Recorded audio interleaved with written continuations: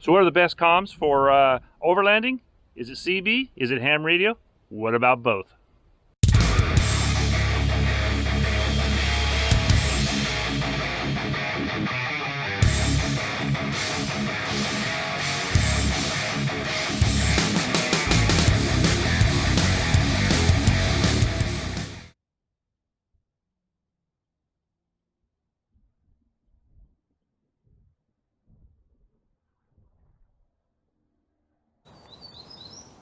Hey, welcome back to the channel. This is Chuck, KK6USY for Ham Radio Adventures. And if you're not new here, hit that subscribe button if you feel like it, and hit the bell for all. Okay, today I was looking at the calendar. We're supposed to have mobile night tonight. There's one guy on the list, so last minute I'm going to throw something together, you guys. So let's get to it. Okay, guys. So is this what I'm going to show you today? May be just the best mobile setup you can do for off-road and comms, your off-road comms. So what I have here is a 1987 4Runner. I got this thing for free from some friends. It didn't have a motor, didn't have a transfer case or a transmission. Bought all those things. I rebuilt the motor, redid the transfer case, put in an extra gearbox so it has 2 sets of low range, so 15 forward gears, 3 reverse gears, 5 at a time and 1 reverse at a time. And I'll show you all that stuff inside. So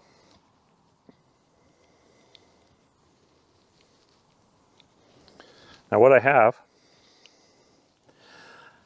a long time ago I made this bracket here. This is for my CB antenna. It's a 4-foot fire stick and it goes up on the top there. Now pretty much I've done all the work on this 4Runner myself. It used to be a torsion bar setup. Now it's a solid axle swap, so it's SAS. I just got through building the tire carrier on the back here with a friend of mine. Built the bumper myself. Pretty much did all the work myself. So it's just a quick walk around. This is not a review on the 4Runner really, but if you guys do want to see something later on it, which I will anyhow, but put something in the comments. Built the front bumper myself also. I bought this plate in the front and then built the bumper off of the plate. It's a 10,000 watt Smitty belt winch, H2O, so it's waterproof supposedly. Got some off-road lights. These lights are brighter than the original lights. So it's pretty amazing what they'll light up, and they're real wide. Okay, and then we have the solid axle underneath here. It was a kit I bought and did all the work. Moved my steering forward. Rock rails. These things are body savers. If you look at the body, now there's some dents on this thing. The only ones I put in really was this one, and that was some guy in a Jeep that couldn't wait. This was already here. This was already here. The one in the front was already there. So pretty much that's it. Now eventually, I don't have HF on it right now, but back here, well I do. I've got, well okay, not HF, but I've got 2 meter on it. But back here I'm going to put a mount for a, so I can throw some quick like ham sticks or something like that on it. And eventually it's going to have a propane bottle in the back here also. I'll open this later and show you that part. Let's look at the radio. Now up here on the roof, let me open this up and see if I can climb up there without falling. This thing is really tall, guys. Okay, so up here I have a diamond antenna. It's a half wave.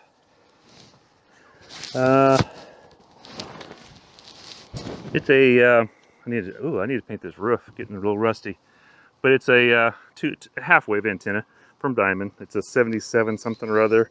And that one, it's not a, it's an NMO mount, I think is what that one is. Okay, let's go back down.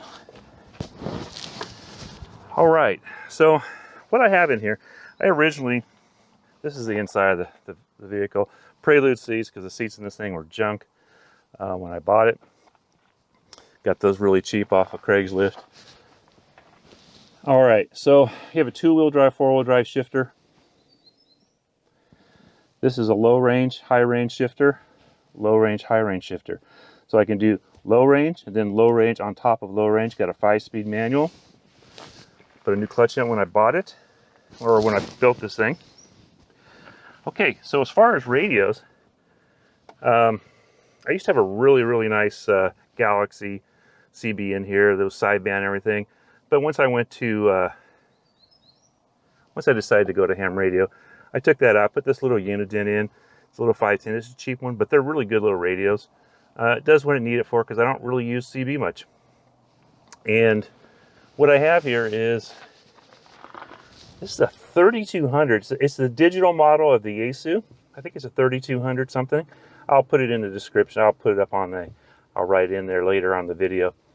65 watts, I think, max. 2 meter only, but it's digital and analog. Works really good. I've actually talked on this thing about 100 miles.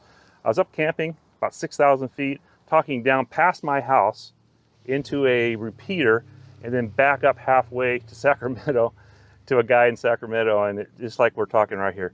So it works really good. I mean, altitude's your friend when you're doing that kind of stuff, right?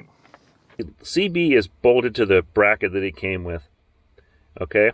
And what I did for this radio, since they're different widths, so it's going to be kind of tough to make a bracket that fit everything, which I could have, but I just didn't feel like it. I have industrial strength Velcro on these two, and it's never come loose. It's actually loose right now. I was doing some work on it not too long ago, so I need to put the screws back in. But solid. It doesn't, you know, when it's bolted down, it doesn't go anywhere.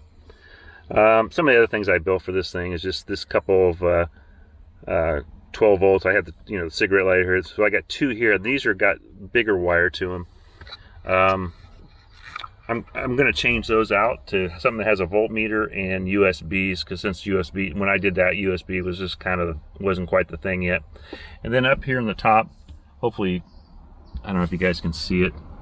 I have this one. This one right now is hooked to the CB, because this radio for the Yaesu has a front firing speaker. So, but I think eventually I'll probably either do the 2 meter to here, or put another one of these and put them both up here, because it's a lot easier to hear. This is not the quietest vehicle down the road. Okay, so let me just show you the back here. There's not, I mean, I'm not gonna, this, like I said, this is not a review on the 4Runner, but so what I have here is I just got a little screw mount. Okay, and that just, instead of putting some kind of latching thing, this, I mean, this, if this fails, it's because the bolt broke, which I don't think it will. It's pretty good size. So we'll pull that out. Okay, this comes out. Now this thing, you heard that lock? There's a little handle here. It locks there. So it's at a 90-degree angle. It also locks about another 10 or 15 degrees back. Now, this right here is a table I built out of a piece of stainless steel that I've had forever. You guys should have seen me bend it, because I don't have a bender, of course. But when you got to get it done, you got to get it done, right? I should have made a video on it, because it would have been hilarious watching me try to bend this thing. It's got a piano hinge at the bottom there. And this comes down. And I can put my, I can get a stove on here, whatever, and it's got enough room in the front here. I can put utensils, whatever I need to do. I put this little piece of aluminum across here just to make it a little bit stronger. Could have put it on the bottom, but it's kind of nice because it does keep things from falling off if you're a little incline. Okay.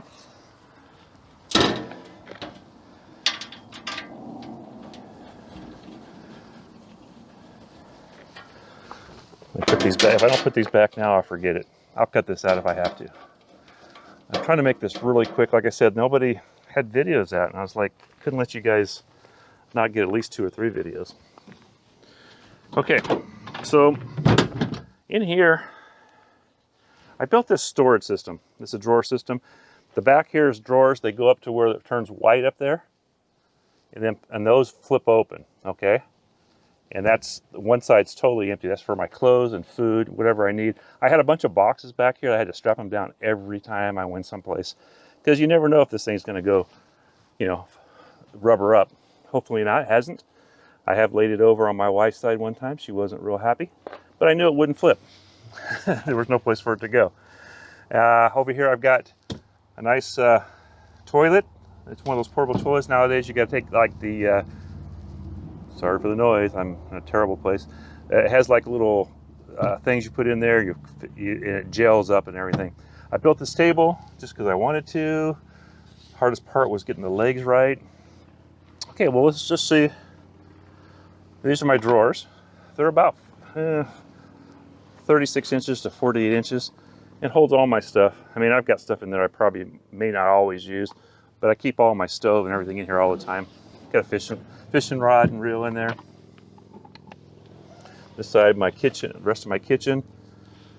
I mean, it's pretty nice. The whole thing is bolted to the floor.